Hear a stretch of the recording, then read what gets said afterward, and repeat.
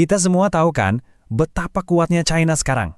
Bahkan, banyak yang bilang mereka bakal jadi negara adidaya baru, ngalahin Amerika Serikat.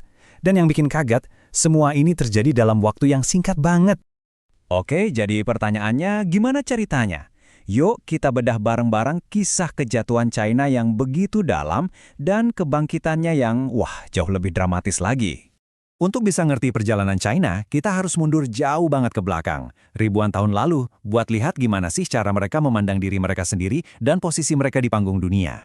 Selama ribuan tahun, China itu menyebut diri mereka Zhongguo, yang artinya kerajaan tengah. Mereka benar-benar percaya kalau merekalah pusatnya peradaban, pusatnya budaya, politik, dan ekonomi planet ini. Dan ini bukan cuma sekedar sombong loh, kerajaan-kerajaan di sekitarnya seperti Korea, Jepang, dan Vietnam itu sering banget kasih upeti ke China buat minta perlindungan. Jadi keyakinan itu makin kuat kan? Dan faktanya memang mendukung itu. Sampai tahun 1800-an, China itu bisa dibilang negara paling maju dan paling makmur di bumi. Ekonominya nomor 1 dunia. Tapi, semua itu akan segera berubah drastis. Nah, sekarang kita masuk ke babak yang kelam. Gimana ceritanya kekaisaran yang super kuat ini bisa sampai bertekuk lutut? Mereka memasuki sebuah periode yang bakal menghantui bangsa ini selama 100 tahun. Yang terjadi berikutnya, itu benar-benar mimpi buruk. Invasi datang silih berganti, mereka dipaksa menandatangani perjanjian yang sangat merugikan, dan wilayah mereka dicaplok oleh kekuatan Barat dan Jepang. Jadi, poin pentingnya di sini, ini bukan sekedar kalah perang biasa. Ini adalah kehancuran total, politik, ekonomi dan sosial yang menjadi luka batin, sebuah trauma kolektif yang sangat mendalam.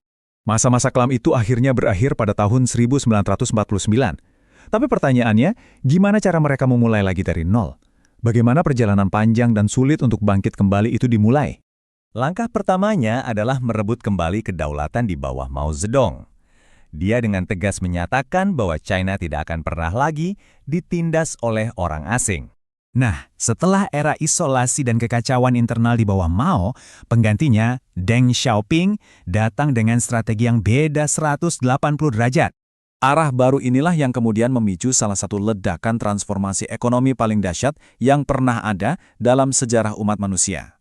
Nah, ini yang sangat menarik. Strategi yang dipilih China itu beda banget. Nggak seperti negara-negara ex-Soviet yang mencoba terapi kejut, langsung ubah semua sistem secara radikal. Deng Xiaoping lebih hati-hati, pendekatannya pelan-pelan, diuji coba dulu di zona ekonomi khusus. Jadi sistem politiknya tetap dipertahankan, tapi ekonominya dibuka secara bertahap. Dengan membuka diri terhadap investasi asing, dimulai dari eksperimen kecil yang terkontrol, uang pun mulai masuk. Di tahun 1980, jumlahnya masih relatif kecil, ya, 57 juta dolar. Tapi, yang tadinya cuma tetesan kecil, tiba-tiba jadi banjir.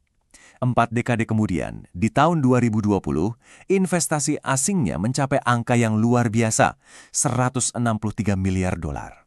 Dan hasilnya, ya ini dia, China menjelma menjadi pabriknya dunia. Mereka jadi eksportir nomor 1 di dunia setiap tahunnya sejak 2009. Dampak kemanusiaannya, ini hampir nggak terbayangkan.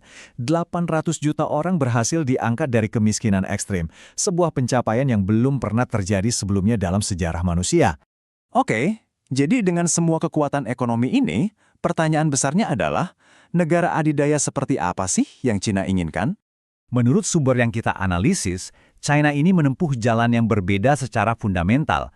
Alih-alih pakai kekuatan militer, mereka lebih menekankan kemitraan ekonomi yang saling menguntungkan. Jadi, daripada menghabiskan triliunan untuk perang di luar negeri, fokus China adalah membangun hubungan ekonomi. Mereka membangun pelabuhan, jalur kereta api, dan jalan raya dengan harapan bisa menguntungkan diri mereka sendiri dan juga negara-negara mitranya. Pendekatan inilah yang membuat beberapa analis percaya bahwa kebangkitan China bisa jadi mewakili bentuk kepemimpinan global yang tidak terlalu suka konfrontasi. Tapi, ini membawa kita ke pertanyaan terakhir yang sangat krusial. Apakah China benar-benar menciptakan sebuah model baru untuk negara adidaya yang berdasarkan kerjasama? Atau pada akhirnya, sejarah akan selalu berulang dan kekuatan besar akan selalu bertindak dengan cara yang sama? Pertanyaan yang menarik untuk kita pikirkan.